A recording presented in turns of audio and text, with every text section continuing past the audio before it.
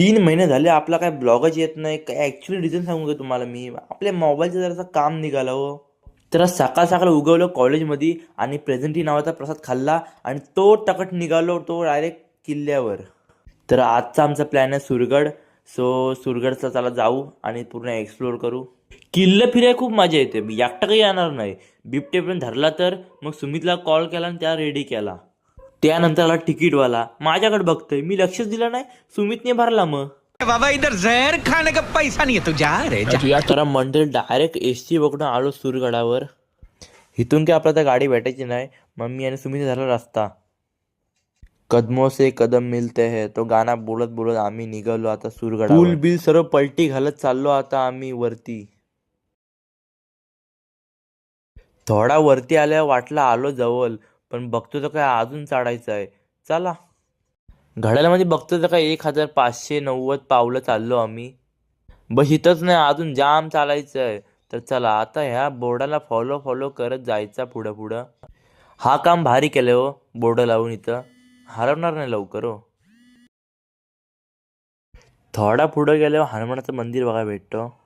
तिथं जाऊन मस्त दर्शन वगैरे घेतलं आणि आता वरती चढायला चाललो. आता या सुरगडच्या पायऱ्या संपल्या. आता आले दगडांवरनं चढायसाठी. हा खरा ॲडव्हेंचर ट्रेकिंग आहे. आमची तर अर्धी फाटलेली, पण मजा येते जाम. फायनली आम्ही वरती पोचलो. आता वरती जाऊन बघूया काय काय बघायला भेटतोय. गडावर बघण्याला खूप काय आहे, पण हा माझा मिनी ब्लॉग आहे, त्याच्यामुळे मी जास्त दाखवू शकत नाही. पण जर माझा मोठा ब्लॉग बघायचा असेल तर माझ्या चॅनलवर मी अपलोड केला आहे. सो तो तुम्ही बघू शकता. वेलकम टू कोकण 360 हा माझा चॅनल आहे. पटकन जाऊन बघा, खूप ॲडव्हेंचर आहे. तर आता आम्ही खाली उतरलो आणि आता जेवाय बसलो देवलामध्ये. एक बस नाही दिसत इथं रोडला या. मग काय डंपरला हात केला आणि त्याच्यामध्ये बसलो. मग हळूहळू करत नागोठण्यात आलो आणि त्याच्यानंतर मग घरी येऊन खेळायला आलो. अभी मजा आएगा ना भिड़ो। समझ रहे हो? समझ रहे हो आप?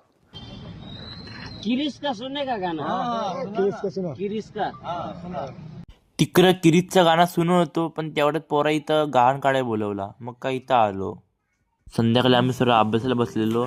याची रिंगटोन निरालीच आहे. एक शेर को फोन किया है तो सबर रख, शेर अपने हिसाब से फोन उठाएगा. जब मूड होगा तब जवाब देगा, वरना फोन काट देगा. क्योंकि मोबाइल तो हम सिर्फ शौक के लिए रखते हैं. हमारे रूबरू आना पड़ता है.